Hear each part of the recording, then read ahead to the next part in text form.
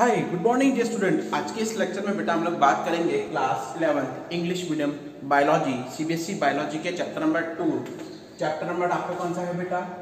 Chapter जो है हमारा 2 चल रहा है और हम लोग बायोलॉजिकल क्लासिफिकेशन पढ़ चुके हैं।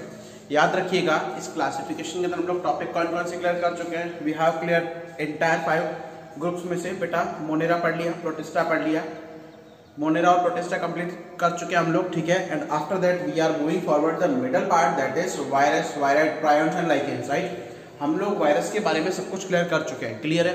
आज हम बात करते हैं बच्चे नेक्स्ट टॉपिक की, जो हालांकि इतना मैंडेटरी तो नहीं है लेकिन काफी बार ये क्वेश्चन लेके आता ही आता है, ठीक है। काफी बार ये क्वेश्चन लेके आता है। काफी स्टूडेंट्स ने मुझे मेरे पर्सनल नंबर के ऊपर कॉन्टेक्ट किया कि सर प्लीज इसे एक्सप्लेन कीजिए, please explain it, right. Then whenever we are talking about next topic that is viroid, prions and lichens, ठीक है। ये 3 मेजर टॉपिक है। हालांकि मैं इनको अपने आप में बेटा कोई टॉपिक नहीं मानता हूँ, मैं इनको अपने आप में कोई टॉपिक नहीं मानता हूँ, ये टॉपिक है ही नहीं। तो आपके माइंड में क्वेश्चन आएगा, बोले सर आप अजीब इंसान हो, कौन सी चक्की का आटा खाते हो? नहीं, जब ये टॉपिक नहीं है तो बुक वाला पागल है जिसने बुक में छाप दिए। हाँ बेटा, ठीक है, क्योंकि ये केवल एक सिंपल डेफिनेशंस हैं। हालांकि इनके अंदर ऐसा कुछ नहीं है, लेकिन फिर भी अगर ये डेफिनेशन भी दे रखी है तो हम लोग डेफिनेशन को किसमें डिटेल में पढ़ेंगे। तो whenever we are talking about 3 words then we have must clear some things. हम लोगों ने वायरस के बारे में बेटा क्लियर किया था कि जो वायरस की स्ट्रक्चर है, हमें पता था कि वायरस की स्ट्रक्चर के अंदर बेटा या तो डीएनए होता है जेनेटिक मटेरियल, या फिर आरएनए होता है आप लोगों का, राइट। हमको ये टॉपिक क्लियर करने से पहले बेटा जो लास्ट लेक्चर आपका उससे कंप्लीट कोरिलेटेड है, आप लोगों को क्या करना चाहिए, कंप्लीट वो लेक्चर क्लियर होना चाहिए, ठीक है।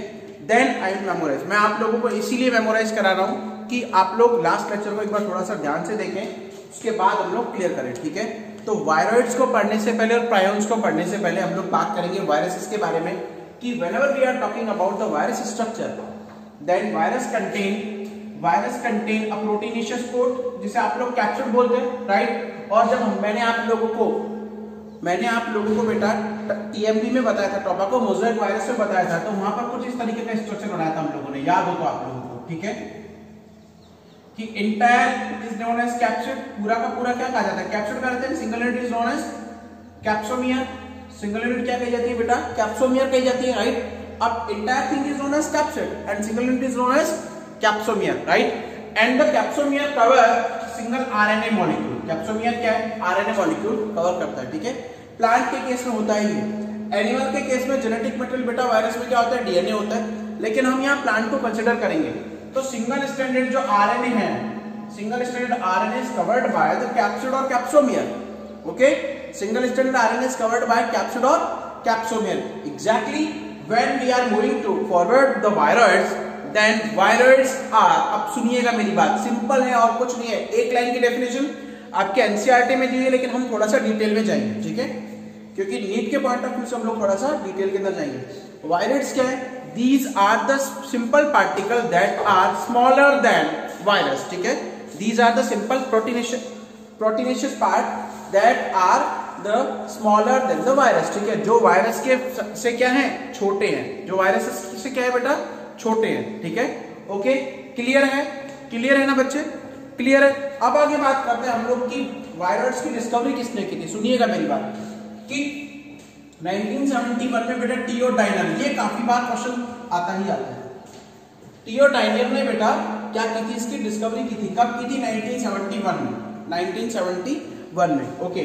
तो अब ये वायरॉइड्स क्या है? These are the smaller particles, a simple particle than the viruses and they doesn't have any protein code. वहां पर क्या होगा? केवल आरएनए या डीएनए ही होगा, लेकिन प्रोटीन कोड नहीं होगा। समझ में आया? आरएनए या डीएनए ही होगा, लेकिन प्रोटीन कोड क्या होगा? नहीं होगा। Got it? Got it? Clear है। और ये बेटा काफी हैजार्डस होता है, काफी डिजीज कॉजिंग होते हैं, काफी प्लांट्स में, काफी एनिमल्स में डिजीज कॉज करते हैं। तो मैंने एक पेटेंट एग्जांपल लिखा हुआ है, they cause the potato spindle tuber disease in potato plant. किसमें कॉज करता है बेटा? पोटैटो प्लांट्स के अंदर, ओके। किसमें कॉज करता है? पोटैटो प्लांट के अंदर।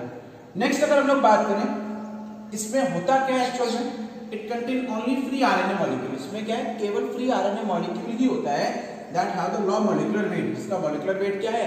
लो है। Than the virus RNA molecule, जिसका वायरस के आरएनए मॉलिक्यूल की तुलना में वेट क्या है बेटा, लो है। आई बात समझ में। तो वायरोइड्स क्या है, वायरोइड्स जो है वो एक पार्टिकल है that contain only RNA material, doesn't have any protein code, जिसके पास कोई भी प्रोटीन कोड नहीं होता है, ठीक है।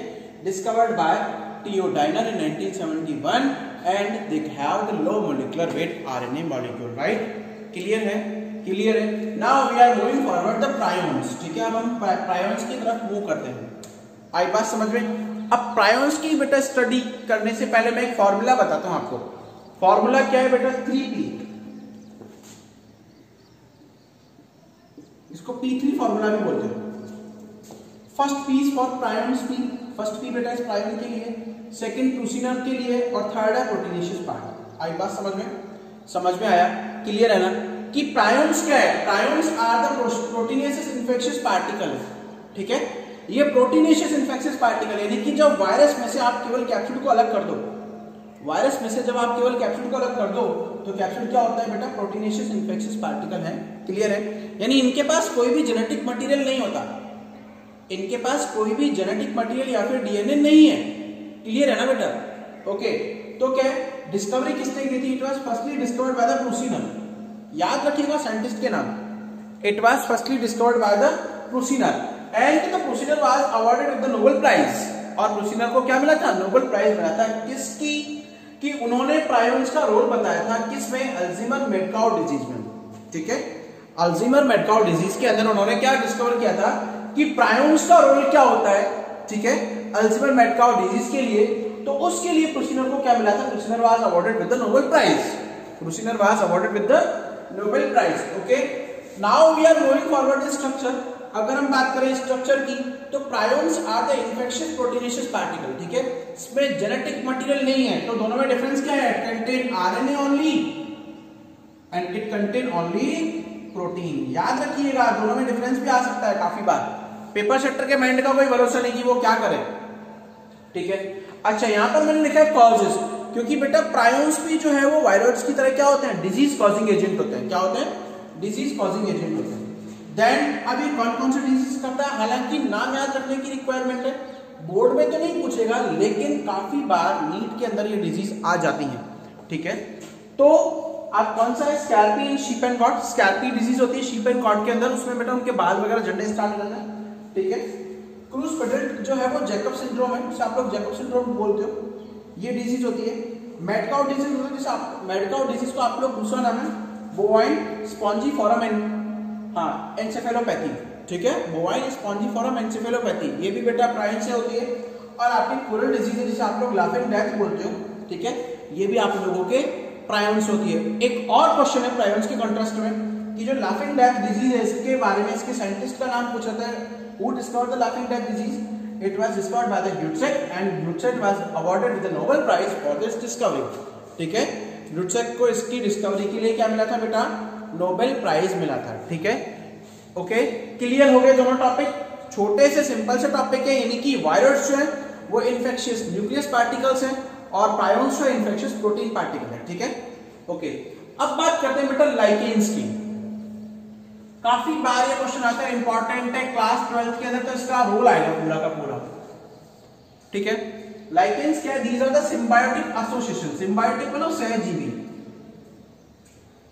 यानी जब कोई भी दो जीव एक दूसरे के साथ रह रहे हो और दोनों को फायदा पहुंच रहा हो, दो जीव एक दूसरे के साथ रह रहे हो और दोनों को फायदा पहुंच रहा हो, नुकसान एक को भी नहीं हो रहा, उससे आप लोग बोलते हो सिम्बायोटिक एसोसिएशन, यानी कि सहजीवी संबंध।